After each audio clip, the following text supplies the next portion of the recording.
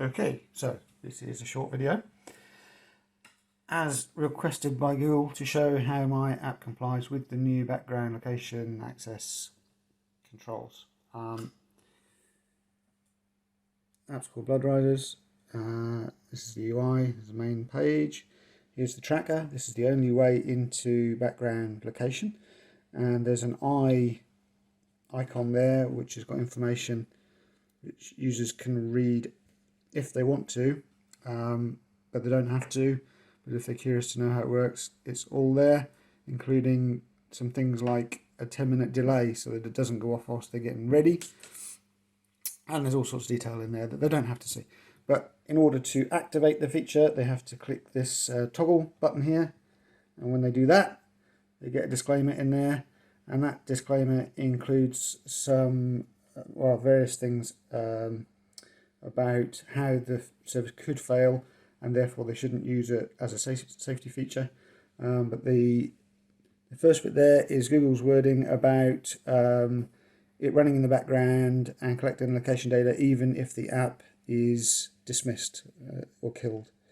So that's the prominent disclosure required by Google, and they have to hit OK here to say that they've read that and understand.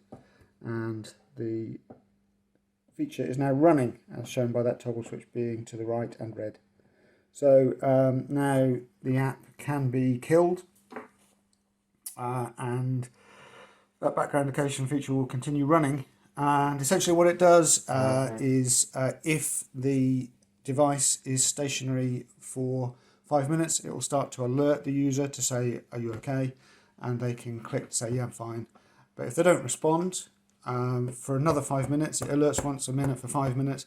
If they don't respond to any of those 5 alerts, then it sends a text to the user who's been set up as the controller, which at the moment I've set up to be the same device, but it wouldn't normally, obviously. So if they're stationary for 5 minutes and they don't respond to the 5 alerts, it will send a text to the controller saying this device has been stationary for 10 minutes, and it includes their location data in the text that it sends.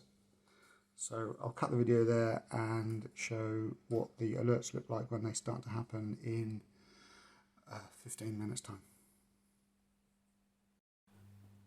So while the tracker is running in the background, whether the app is in foreground or not, of course there's notification at the top there saying that the tracker is running. So they're aware, they can see that through the notification that it's running, and they can click on it to get back to the app. This is what it looks like when you get a notification through that you've not moved, you've been stationary. This one here, cancel send. In 5 minutes your location will be sent to the controller. Tap to cancel. So if I cancel that, then from this location I'm at now, oh, there we go, that's the next one. So I missed the first one, that was the second one. It now says in 4 minutes your location will be sent. If I tap cancel, the background feature will never alert again for this location. So I'll leave them running, and then there'll be 3 more, 3, 2, 1, and then on the last one it'll actually send a text to the controller, who would normally be somebody else, but in this case is me, so it'll come through to this device. Okay, so I've had 4 notifications and the 5th one's about to come through, and this one says in 2 minutes your location will be sent to the controller. There you go, that's the last one, and this one says your location is about to be sent to the controller, unless you tap to cancel. But I'm going to leave it, and we'll see the location data sent through to the controller, which in this case is this phone, would normally be somebody else. Okay, there we go. So that notification now, oh, there's the text coming through.